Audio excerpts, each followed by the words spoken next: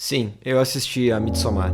E toda vez que eu assisto esse filme, ele me lembra daquele rolê que tu não deveria ter ido. Sabe aquele rolê que tu sai e tu já sabe, no momento que tu saiu, que aquela não era a tua noite? A diferença é que normalmente esse rolê ele não é dirigido pelo Ari Aster, um diretor que tem sérios problemas. Pelo menos é isso que a gente consegue ver na maioria dos seus filmes. Não quero nem falar sobre a experiência freudiana que é assistir Beau is Afraid. Vamos falar hoje sobre Midsommar. Midsommar é um filme em que um grupo de jovens americanos é convidado a visitar uma sociedade reclusa pagã no meio da Suécia. E esse grupo ele é composto pelos cavaleiros do apocalipse do mundo acadêmico. A gente vai começar com a Dani, que é a nossa personagem principal, interpretada pela Florence Pugh. E essa garota sofre muito nesse filme. Primeiro porque esse filme não existiria se não fosse o idiota do namorado dela, que é essa versão genérica do Chris Pratt. Porque esse cara é o maior cuzão ever. Ele é o pior amigo e o pior namorado ainda. Um dia depois do evento mais traumático da vida dela, que foi quando ela perdeu os pais no início do filme, ele fala que ele tá indo pra Suécia com os amigos e espera que ela compreenda. Ele caminha no lado dela com a intimidade de duas pessoas que acabaram de se conhecer e não que estão juntos há 4 anos. E esse filme, ele não tem apenas um final traumático, ele tem também um início traumático. Como eu já falei, a Dani acabou de perder os pais dela e ela tá passando por várias crises de pânico, não consegue respirar direito, e quando ela se vê, ela tá num rolê que ela nem sabe por que ela tá ali. Mas essa viagem, além dela prometer experiências únicas e diferentes fora do habitat americano, ela também vai ser uma viagem de estudos, de certa forma, porque o Josh, que é um desses amigos, ele tá fazendo o TCC dele ali em sociedades pagãs da Europa, né? Daquela partezinha da Europa. Então, pra ele acaba sendo uma viagem de estudos. E eles são convidados por um amigo, por um colega que é sueco, que é o Pelle. É o cara mais good vibes, chill. Convida os amigos pra ir dar um rolê no meio do mato, conhecer a família dele, né? Conhecer o grupinho legal lá. E aí tem o Mark que fica vapando o pod dele durante toda a viagem, que eles estão passando por lugares sagrados. E essa sociedade que eles vão visitar é uma coisa meio Amish, assim, sabe? Meio... não tem nada de tecnologia lá dentro, tudo com umas runas antigas, alguns desenhos meio bizarros, por exemplo, de um bolinho de pentelho que alguém vai comer durante o filme. Ninguém questiona o fato de ter um urso no meio do gramado, ou então das vacas e dos porcos conviverem em sociedade harmonicamente, como naquele meme de como os conservadores pensam que o mundo vai ser depois que banirem os filmes do Luca Guadagnino. Como todo rolê que não nasceu para dar certo, eles decidem comer um cogumelo antes mesmo de encontrar o local que eles vão sentar o acampamento ali, pelo menos pela próxima semana que eles vão estar no meio do mato. E meio que por pressão, a Dani acaba aceitando tomar o chá junto com todo mundo para eles terem a mesma trip. Sim, todo mundo tá no mesmo nível lisérgico. E aí a gente já começa a entender duas coisas sobre esse filme. Primeiro que é um aspecto mais técnico, que é sempre quando alguém usa alguma substância nessa vila, a imagem começa a se deformar, seja um rosto que fica diferente, ou então Dani começa a olhar pra mão dela e ela vê que umas árvores estão nascendo. E como se usa muita droga nessa aldeia, esse é um efeito que vai acontecer bastante nesse filme do Ari Aster. Mas até aí tá tudo bem. Na verdade, tá muito legal. É um campo bonito, parece uma tela de bloqueio do Windows, só que o trauma da Dani ainda é uma ferida exposta e ela não consegue ouvir falar sobre família, que ela já começa a cair no choro, afinal os pais dela foram assassinados pela irmã,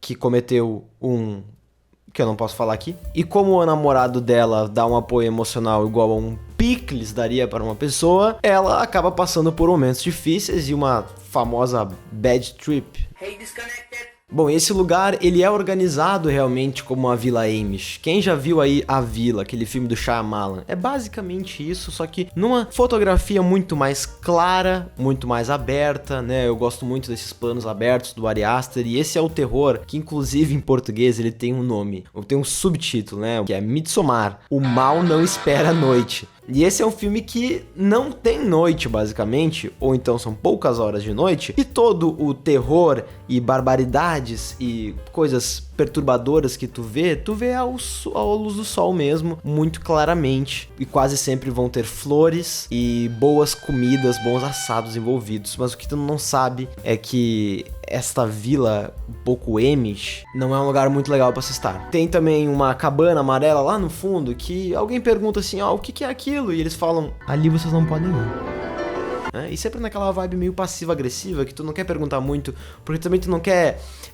tu quer respeitar a cultura do outro, então tem esse estranhamento dos americanos que não sabem o que é estranho porque é uma outra cultura, ou o que é estranho porque vai todo mundo morrer. E aí tá todo mundo vestido de branco, uma vibe meio aquele culto do Jared Leto que ele tinha uma época, lembra, numa ilha? Todo mundo de branco, umas coroas de flores, e tudo parece ser muito inocente, de certa forma, né? Simplesmente uma sociedade que as pessoas não querem ter Twitter, cara, não querem ter TikTok, sabe? É bonito. E é nesse momento também que nós somos apresentados à Rainha de Maio, né? A Rainha de Maio, para essa sociedade reclusa, é uma mulher que é escolhida para representar, né, a fertilidade, a beleza feminina e tudo que há de bom na Terra. E a Maio é basicamente a primavera, então o momento que as coisas florescem, né? A chegada do verão. E eles descobrem que aquela casa que eles estão, que é meio que um celeiro com camas, ela acomoda pessoas da idade de 0 a 36 anos. Depois que tu faz 36 anos, tu vai pra um outro lugar até os teus 50 e poucos, e dos teus 50 e poucos até os teus 72, tu vai pra um outro lugar, e dos 72 adiante.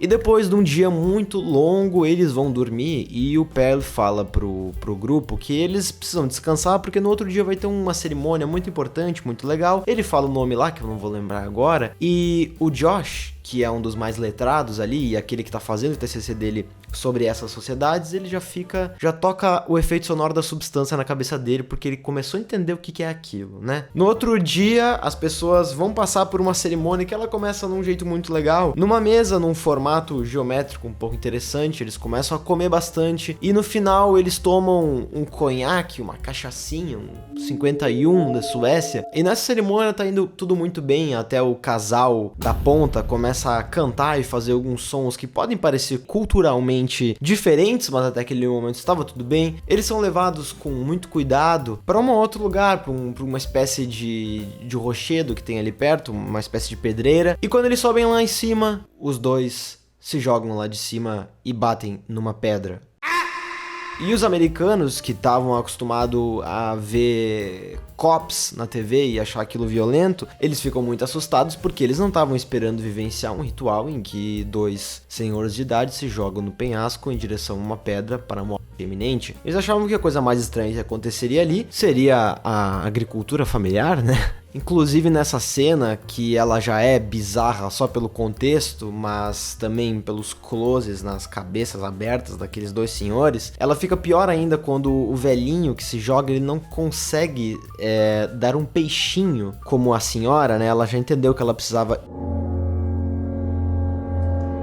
E só quebra a perna dele, que é quando um outro cara vai lá com um martelo gigante e termina o ritual. O Josh e o Chris, na verdade, eles estão bem interessados naquilo que está acontecendo, porque eles estão escrevendo o TCC deles. O Chris, inclusive, roubou o TCC do amigo, falou, eu descobri o que eu vou fazer. Vai ser exatamente o que tu tá fazendo, só que eu vou fazer pior. Também tem o fato de que uma mulher começa a se interessar pelo Chris, e ele não pensa duas vezes antes de trair a namorada, quando ele participa de uma espécie de ritual em que ele transa com ela junto com várias senhoras da aldeia também. Ele também não pensa duas vezes depois de aceitar uma bebida que deixa ele num estado de transe em que ele não consegue mais falar e nem mexer o corpo. E tudo isso enquanto que um casal de britânicos que estava junto com eles acaba sumindo depois de querer ir embora, depois do Mark já ter usado todo o seu vape e sumir também depois que é chamado por uma sueca que tá naquela sociedade. E a Dani é convidada por uma dança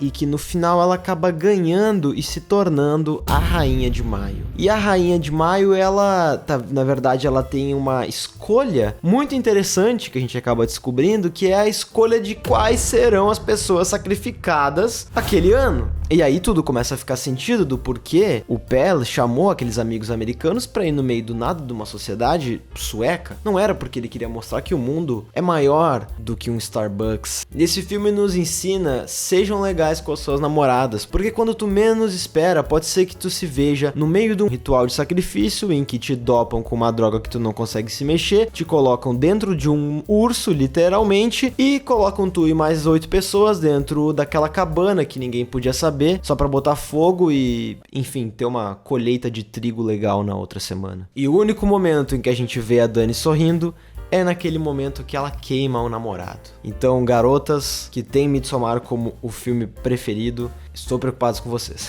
Vão ter 2 vídeos que vão estar aparecendo aqui, eu espero que vocês tenham gostado. Um grande beijo, tchau.